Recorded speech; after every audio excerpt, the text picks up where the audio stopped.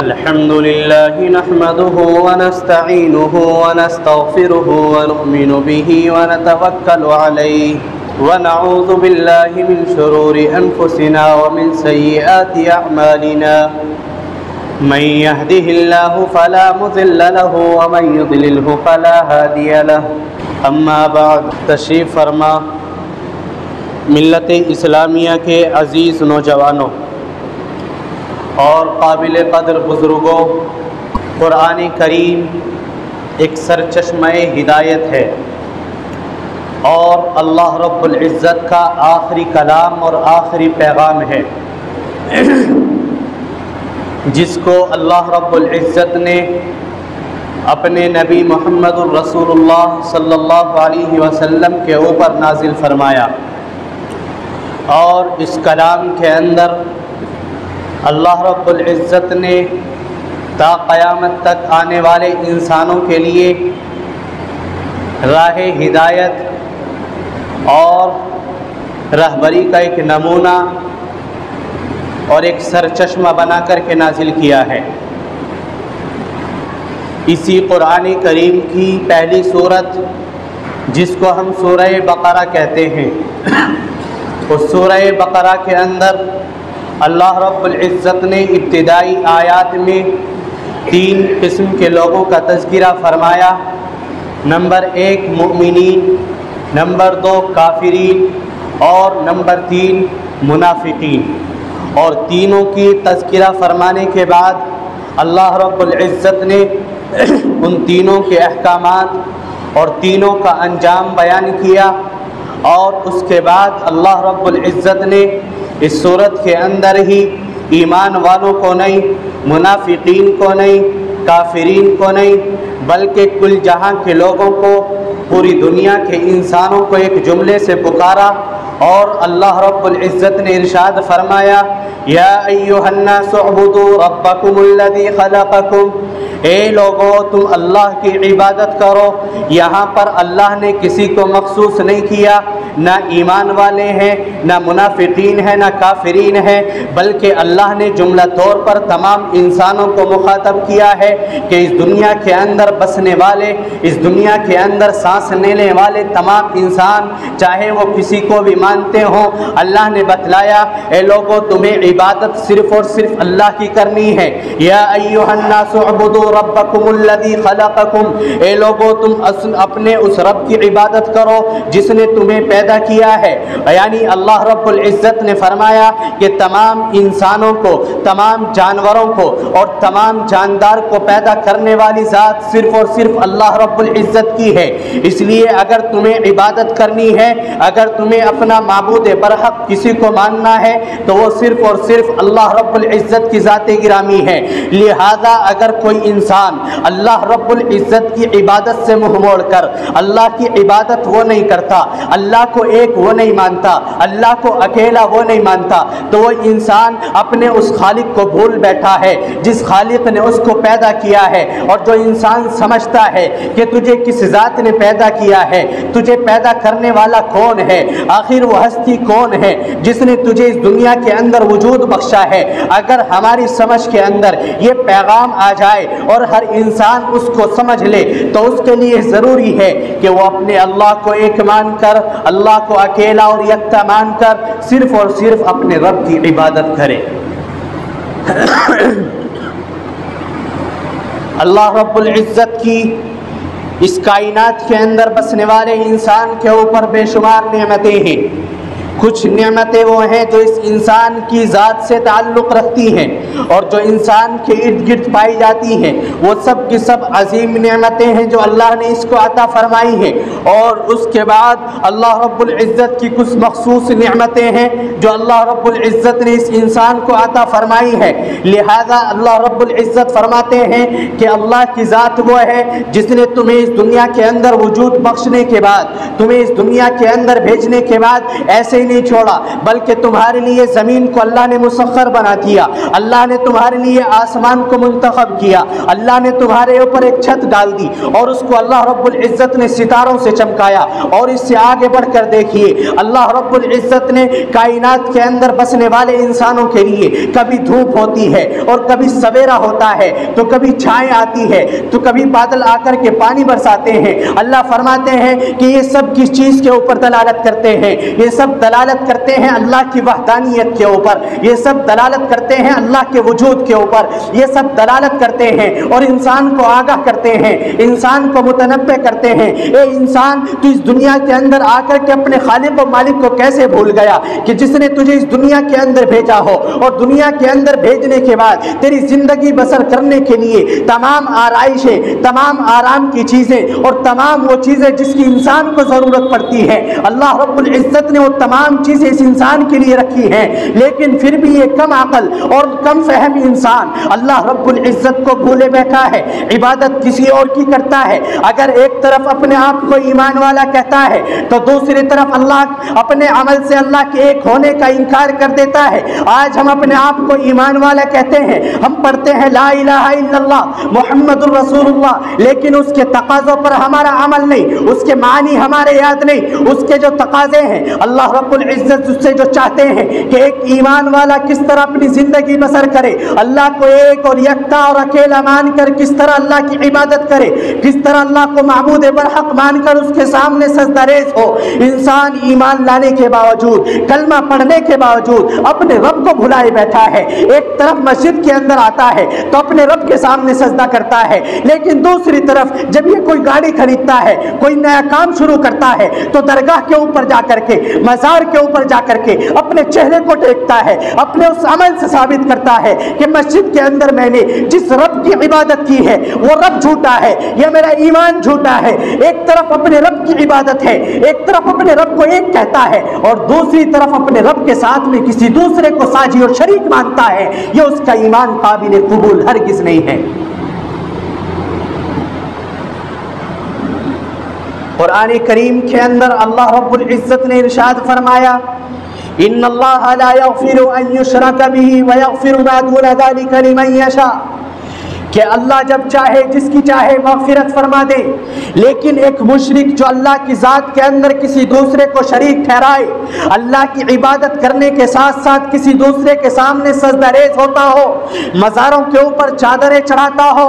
پیروں سے تمنائیں مانگتا ہو، مردوں سے اپنی مرادیں پوری کراتا ہو، اس انسان کا ایمان قابل قبول نہیں ہے۔ اور اللہ رب العزت فرماتے ہیں کہ اس کی مغفرت کا کوئی فیصلہ نہیں ہے، اس کی مغفرت کا ہمارے لیے کوئی ذمہ نہیں ہے۔ ہمارے ہاتھوں کے اندر ہے کہ اگر کسی نے نماز چھوڑی ہے چاہے تو ہم اس کو معاف فرما دیں، اگر کسی نے چوری کی ہے اور وہ ہمارے سامنے روتا ہے تو چاہے ہم اس کے گناہ کو معاف فرما دیں اور اس کو جنت اس کا ٹھکانہ بنا دے۔ لیکن اگر کسی نے اللہ کے ساتھ کسی کو ساجی کیا ہے، اللہ کے ساتھ کسی کو دوسرے کو شریک ٹھہرایا ہے، اللہ کے ساتھ ساتھ کسی دوسرے سے منتیں مانگی ہیں، تو اللہ فرماتے ہیں کہ اس کی مغفرت ہرگز نہیں ہو سکتی اور اس کا ٹھکانہ صرف اور صرف جہنم ہے۔ آپ کا ایمان، ایک طرف آپ ایمان والے ہو اور دوسری طرف اپنے عمل سے ثابت کر رہے ہوں کہ ہم ایمان والے نہیں بلکہ ہم تو مزاروں کے اوپر چادریں چڑھانے والے اور مزاروں کے اوپر کھانے چڑھانے والے اور مزاروں کا کھانے والے ہیں، وہاں سے شیرنیاں لا کر کے تقسیم کرنے والے ہیں، تو ایسے لوگ یاد رکھیں، اس قرآن کریم کی اس آیت کو پڑھیں کہ اللہ رب العزت فرماتے ہیں لا یغفر ان یشرک به ویغفر ما دون ذلک لمن یشاء، کہ مشرک کے علاوہ اللہ جس کی چاہے مغفرت فرما دے، مشرک کی ہرگز مغفرت نہیں ہے۔ آخر اتنا سب کچھ ہونے کے باوجود، اللہ کی اتنی نعمتوں کا استعمال کے باوجود اور ہمارے اوپر اللہ کی اتنی نعمتیں اور کرم فرمائیوں کے باوجود یہ انسان اللہ کا انکار کیسے کر سکتا ہے، اللہ کو کیسے جھٹلا سکتا ہے؟ حضرت امام شافعی رحمۃ اللہ علیہ، ان سے کسی نے پوچھا کہ آپ کیسے کہہ سکتے ہیں کہ اللہ ایک ہے؟ تو انہوں نے کہا، جواب کے اندر ارشاد فرمایا کہ شہتوت کا ایک پتا ہے، اس شہتوت کے پتے کو اگر ریشم کا کیڑا کھائے تو اس سے ریشم نکلتا ہے، اگر شہد کی مکھی اس پتے کو کھائے تو وہ شہد پیدا کرتی ہے۔ اسی طرح गाय बकरी चौपाए उस पत्ते को खाए तो उससे मैंगनी और गोबर पैदा होता है, और ये अल्लाह के वजूद की और दलील की अलामत नहीं है तो क्या है? एक बद्दू से किसी ने सवाल किया, अरब बद्दू से, कि अल्लाह एक कैसे है, आप कैसे इसका दलील दे सकते हैं? तो उसने दलील के अंदर जवाब में इरशाद फरमाया कि आपके रास्ते से एक ऊंट गुजरता है तो आप पहचान जानते हैं कि ऊंट ने यहाँ पर पलीत की है, ऊंट ने यहाँ पर गंदगी फैलाई है, तो आप समझते हैं कि यहाँ से एक ऊंट गुजरा है। और जिस ज़ात ने हम सबको वजूद बख्शा हो, जिस ज़ात ने ऊंट को बनाया हो, जिस ज़ात ने ऐसे आसमान को बनाया हो, ऐसे चकले चौड़े आसमान को बनाया हो जिसकी इंतहा तक आज तक कोई ना पहुंच सका हो, और जिस ज़ात ने ऐसी ज़मीन बनाई हो, उसको मुसख्खर किया हो कि उसकी इंतहा तक कोई ना पहुंच सकता हो, आखिर उसके साबित करने के लिए आपको किस चीज़ की ज़रूरत है? इंसान अपनी ज़ात के अंदर गौर व फिक्र करे। कुरान करीम कहता है वफ़ी अनफुसिकुम अफ़ला तुबसिरून, क्या तुम्हारी ज़ात के अंदर अल्लाह ने बहुत सी निशानियाँ नहीं रखी हैं? अगर इंसान अपनी ज़ात के अंदर गौर व फिक्र करे कि अल्लाह ने मुझे कैसी कैसी नेमतें दी हैं, क्या इंसान इसका वजूद बना सकता है, क्या इंसान इनको तैयार कर सकता है, तो उसके जहन के अंदर बात आएगी, हाँ एक रब है, एक ज़ात है जिसने तुझे पैदा किया है, मुझे इबादत सिर्फ उसी की करनी है, मुझे अपना माथा और अपना सर सिर्फ और सिर्फ उसी के सामने टेकना है। इब्नुल मुअतज़ एक शायर है, वो कहता है फया अजबन कैफ़ युसल इला अम कैफ़ यजहदुहुल जाहिद व फी कुल्ली शैइन आया, कि ये कैसे ताज्जुब की बात है, कैसे उस माबूद का इनकार किया जा सकता है और कैसे उस खालिक का इनकार किया जा सकता है। हर चीज़ के अंदर एक निशानी है, तदुल्लु अलल आया, जो उसके ऊपर दलालत करती है। दुनिया के अंदर चाहे छोटी चीज़ हो चाहे बड़ी चीज़ हो, हर चीज़ अल्लाह रब्बुल इज़्ज़त के वजूद के ऊपर दलालत करती है। तो कैसे उसके वजूद को मिटाया जा सकता है और कैसे उसको छोड़कर किसी और के सामने अपने माथे को टेका जा सकता है? लिहाजा ये लोगों, तौहीद को अपनाओ, तौहीद को अपने सीने के अंदर रखो कि वहदानियत सिर्फ और सिर्फ अल्लाह के लिए है, इबादत सिर्फ और सिर्फ अल्लाह की करनी है, हमें अपना माथा सिर्फ और सिर्फ अल्लाह के सामने टेकना है, हमें अपना सर सिर्फ और सिर्फ अपने रब के सामने झुकाना है, हमें अपनी मन्नतें और मुरादें सिर्फ और सिर्फ अपने रब से पूरी करानी है। जब इंसान का ये अकीदा बन जाएगा तो अल्लाह रब्बुल इज़्ज़त फरमाते हैं, ए इंसान, इस दुनिया के अंदर तू जितने भी नेक काम कर रहा है, हर एक नेक काम का बदला तुझे दिया जाएगा और उसका पूरा पूरा बदला दिया जाएगा। लेकिन अगर तूने दुनिया के अंदर रह कर के अल्लाह के साथ किसी को शरीक किया है, शिर्क अल्लाह के साथ में किसी को ठहराया है, तो याद रखो वलौ अशरकू लहबित अन्हुम अअमालुहुम, कि अगर आपने अपने रब के साथ में किसी को शरीक किया है, चाहे आप इस दुनिया के अंदर पूरी जिंदगी सजदे करते रहे, नमाजें पढ़ते रहे, सदका और खैरात करते रहे, आपके ये तमाम आमाल ज़ाय और बर्बाद हैं। आपके सामने उलमा और मुबल्लिग, तबलीगी जमात वाले, हर एक आपके सामने इसी वहदानियत की दावत को लेकर आया है और हर एक का पैगाम सिर्फ और सिर्फ ये है, सबसे पहली इस्लाम की बुनियादों के अंदर सबसे पहली बुनियाद ला इलाहा इल्लल्लाह मुहम्मदुर रसूलुल्लाह है, कि अल्लाह के सिवा कोई माबूद नहीं और अल्लाह के नबी मोहम्मद सल्लल्लाहु अलैहि वसल्लम अल्लाह के पक्के सच्चे नबी और रसूल हैं। लेकिन इस कलमे को सिर्फ और सिर्फ ज़बान से नहीं पढ़ना, बल्कि इसके तकाज़ों को पूरा करना है। जब इंसान इसके तकाज़ों को पूरा करता है, सिर्फ अपने रब की इबादत करता है, तो अल्लाह रब्बुल इज़्ज़त इसकी मुरादें भी ऐसे ही पूरा करा करते हैं। एक हदीस के अंदर एक छोटा सा वाक़या बयान किया गया कि एक किसान जो अपनी खेती करता है, एक बाग उसका है, एक शख्स ने देखा कि धूप तेज़ है, चारों तरफ पानी का कोई नामो निशान नहीं है, लेकिन एक बदली रेगिस्तान के अंदर आती है और उस शख्स ने देखा, उस अल्लाह वाले ने, कि उस बदली के लिए आवाज़ आती है कि फुला जगह जाकर के बरसो वो पानी, हमारे एक वली को उसकी ज़रूरत है। हमारे वली को पानी की ज़रूरत है, लिहाजा वो बदली एक जगह पर जाकर के रुक जाती है और वहाँ पर उस बदली के अंदर से पानी बरसता है। वो पानी एक गड्ढे के अंदर जमा हो जाता है और उसके बाद उस जगह से, उस गड्ढे से एक नाली खुद ब खुद वजूद में आती है।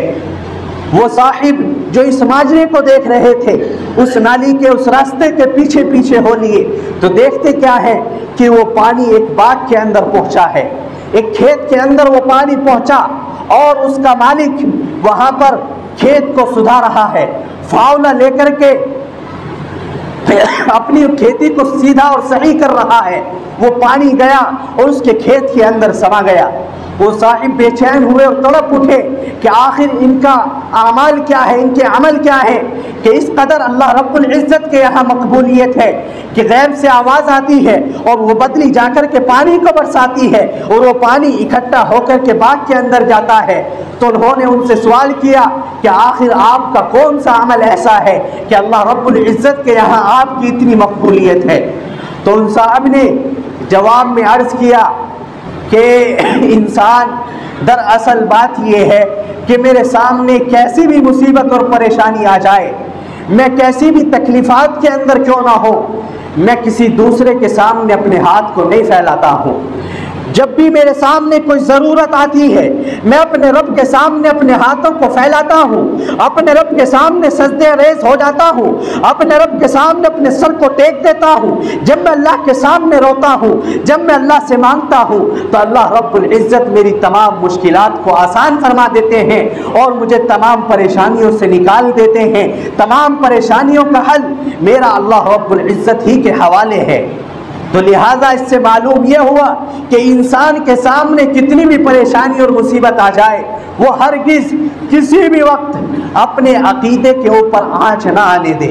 आज हम 2-4 रुपयों के ऊपर, 10-20 रुपयों के ऊपर अपने ईमान का सौदा कर लेते हैं। एक ठेले वाला 10-20 रुपये बचाने के लिए एक फल को कम तोल देता है, एक दुकान पर बैठने वाला 10-20 रुपये बचाने के लिए अपने तराजू के अंदर गड़बड़ी कर लेता है। एक ग्राहक सामान खरीदने के लिए जाता है, अपने 10-20 रुपये बचाने के लिए सामने वाले दुकानदार को धोखा देता है और उससे 20 वाला माल 15 रुपये में खरीद लेता है। जब तक इन तमाम आमालों के अंदर बेकारी रहेगी और हमारे तमाम आमाल खराब रहेंगे, याद रखिए हमारा अकीदा तौहीद खराब है। और जब तक हमारा अकीदा तौहीद जो बुनियादी अकीदा है, जब तक ये दुरुस्त नहीं होगा, जब तक हमारे आमाल दुरुस्त नहीं होंगे, ना हमारी इबादतें कबूल हैं। और ये जितने भी हालात हमारे सामने हैं, ये सब और सब सिर्फ और सिर्फ इसी की बदौलत है। आज चारों तरफ डाका जनी, चारों तरफ लूट मार, हर एक इंसान सोचता है कि किसी तरीके से इसको दबा लिया जाए।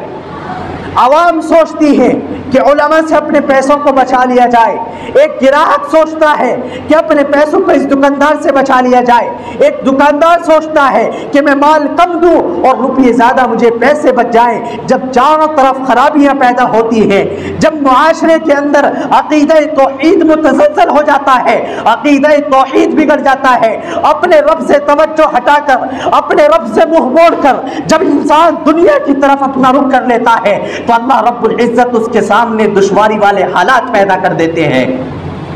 क्या आपने नहीं देखा,